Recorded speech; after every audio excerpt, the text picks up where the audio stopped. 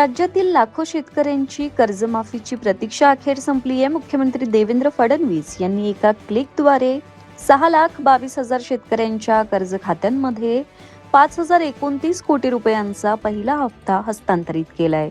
आधार प्रमाणीकरण पूर्ण झालेल्या पात्र शेतकऱ्यांच्या कर्ज खात्यांवर ही रक्कम थेट जमा करण्यात आली आहे. ज्या शेतकऱ्यांचे आधार प्रमाणीकरण अद्याप बाकी आहे त्यांचे प्रमाणीकरण पूर्ण होताच टप्प्याटप्प्याने लाभ दिला जाणार आहे. राज्य सरकारने बँकांना पात्र शेतकऱ्यांना तातडीने खरीप पीक कर्ज उपलब्ध करून देण्याचे निर्देश दिलेत. तसेच 12 लाख खाती दुरुस्तीसाठी बँकांकडे पाठवण्यात आली असून दुसऱ्या टप्प्यात प्रोत्साहनपर अनुदान वितरित केले जाणार असल्याची माहिती मुख्यमंत्री फडणवीस यांनी दिली आहे. राष्ट्रवादी काँग्रेसमध्ये मोठ्या संघटनात्मक बदलांच्या चर्चांना उधाण आलंय. सूत्रांच्या माहितीनुसार निवडणूक रणनीतिकार प्रशांत किशोर यांनी मुंबईतील 6 तासांच्या बैठकीत सुनेत्रा पवार यांच्यासमोर प्रदेशाध्यक्ष सुनील तटकरे यांच्या कार्यपद्धतीबाबत नाराजी व्यक्त केली आहे. भविष्यात राष्ट्रवादीसोबत काम करायचं असेल तर प्रदेशाध्यक्ष पदाबाबत निर्णय घ्यावा अशी स्पष्ट भूमिका त्यांनी मांडल्याचं सांगितलं. बैठकीला पार्थ पवार आणि प्रशांत किशोर यांच्या टीमचे सदस्यही उपस्थित होते तर जय पवार ऑनलाईन सहभागी झाले होते. यापूर्वी सुचवलेल्या संघटनात्मक बदलांची अंमलबजावणी न झाल्याने काम करणं कठीण असल्याचंही किशोर यांनी सांगितल्याची चर्चा आहे. राष्ट्रवादी काँग्रेसने पुण्यातील कारेगावच्या माजी सरपंच आणि सोशल मीडियावर लोकप्रिय असलेल्या निर्मला नवले यांच्यावर मोठी संघटनात्मक जबाबदारी सोपवली आहे. त्यांची राष्ट्रवादी काँग्रेस युवती प्रदेशाध्यक्ष म्हणून नियुक्ती करण्यात आली आहे. नुकत्याच झालेल्या जिल्हा परिषद निवडणुकीत भाजपच्या मनीषा पाचंगी यांच्याकडून पराभव झाल्यानंतरही पक्षाने त्यांच्यावर विश्वास दाखवत महत्त्वाचे पद दिले. उपमुख्यमंत्री आणि पक्षाच्या राष्ट्रीय अध्यक्ष सुनेत्रा पवार यांनी मुंबईतील देवगिरी शासकीय निवासस्थानी त्यांना नियुक्तीपत्र प्रदान केलं. 2021 मध्ये कारेगावच्या सरपंच पदाची धुरा सांभाळलेल्या उच्च शिक्षित निर्मला नवले आता राज्यभरात युवती संघटना मजबूत करण्याची जबाबदारी पार पाडणार आहेत. गौरी गणपतीसाठी कोकणात जाणाऱ्या चाकरमान्यांसाठी एसटी महामंडळाने मोठी तयारी केली आहे. 7 ते 25 सप्टेंबर या कालावधीत 5,220 जादा बसेस मुंबई, ठाणे आणि पालघरमधून कोकणातील विविध मार्गांवर धावणार असल्याची माहिती परिवहन मंत्री प्रताप सरनाईक यांनी दिली. या बसेसचे आरक्षण अधिकृत संकेतस्थळ आणि MSRTC बस रिझर्वेशन ॲपवर उपलब्ध आहे. 10 ऑगस्ट पासून किमान 40 प्रवाशांसाठी गट आरक्षण सुरू होणार असून महिला आणि ज्येष्ठ नागरिकांना 50% तर अमृत ज्येष्ठ नागरिकांना 100% भाडे सवलत मिळणार आहे. गणेशोत्सवादरम्यान प्रमुख बस स्थानकांवर अतिरिक्त कर्मचारी आणि कोकणातील महामार्गांवर वाहन दुरुस्ती पथके तैनात करून प्रवाशांना सुरक्षित आणि सुरळीत सेवा देण्याची व्यवस्था करण्यात आली आहे. काँग्रेसचे खासदार आणि विरोधी पक्षनेते राहुल गांधी यांनी इंस्टाग्रामवरील आस्क मी एनिथिंग सत्रात भाजपमधील आपल्या आवडत्या नेत्याचं नाव सांगत राजकीय चर्चांना उधाण आणलंय.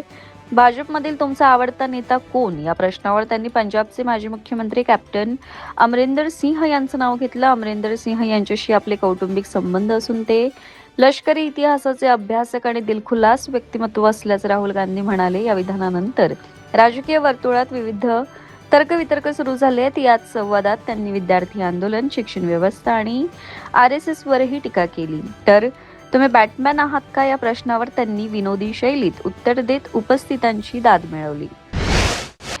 तामिळनाडू सरकारच्या मालिकेच्या TASMAC ने मद्य विक्रीत मोठा डिजिटल बदल करत नवीन मोबाईल ॲप सुरू केलंय. या ॲपद्वारे ग्राहकांना राज्यातील सुमारे 4,038 दुकानांमधील दारूचा स्टॉक, किंमत आणि जवळच्या दुकानांची माहिती मोबाईलवरच मिळणार आहे. पुढील टप्प्यात ऑनलाईन ऑर्डर आणि QR कोडद्वारे दुकानातून दारू घेण्याची सुविधाही सुरू होणार आहे. या उपक्रमाचा उद्देश MRP पेक्षा जास्त पैसे आकारण्याच्या तक्रारी रोखणं आणि व्यवहारात पारदर्शकता आणणं हा आहे.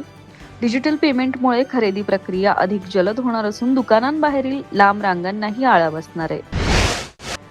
किया भारतात आपली सर्वात premium 7 seater Sorento hybrid SUV 4 सप्टेंबर 2026 रोजी लॉन्च करणार असून लॉन्चपूर्वीच बुकिंगला सुरुवात झाली आहे. या SUVची संभाव्य किंमत 35 ते 40 लाख रुपये दरम्यान असू शकते.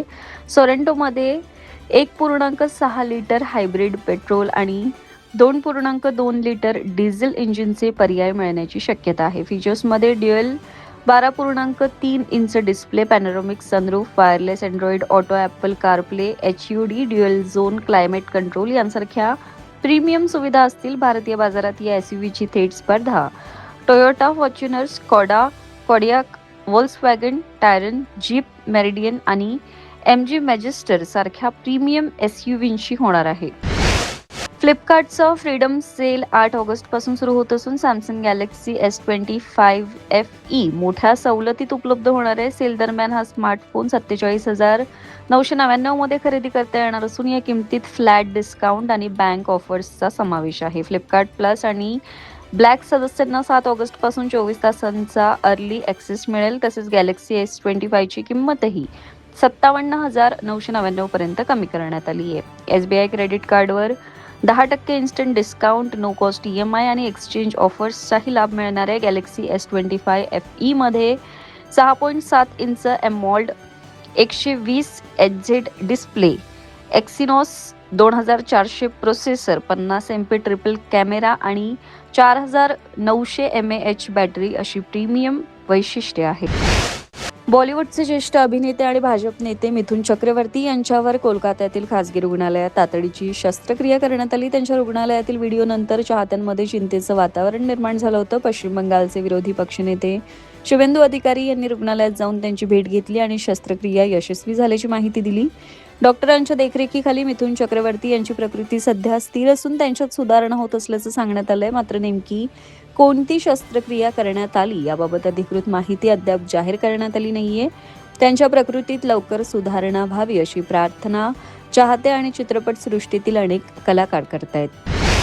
30 जुलै रोजी आंतरराष्ट्रीय क्रिकेटमधून निवृत्ती जाहीर करणारा भारताचा माजी उपकर्णधार अजिंक्य रहाणे आता प्रथमच एका परदेशी T20 लीगमध्ये खेळताना दिसणार आहे. 26 ऑगस्ट पासून सुरू होणाऱ्या युरोपियन T20 प्रीमियर लीगमध्ये त्याची ॲम्स्टरडॅम फ्लेम्स संघात मार्की खेळाडू म्हणून निवड झाली आहे. या संघात रहाणेसह स्टीव्ह स्मिथ, टिम डेव्हिड आणि मिशेल मार्श यांसारखे स्टार खेळाडू आहेत. तर ऑस्ट्रेलियाचे दिग्गज स्टीव्ह वॉस सहसंस्थापक आहेत. युरोपमधील नवोदित खेळाडूंना प्रेरित करण्यासाठी रहाणे या स्पर्धेत उतरणार आहेत.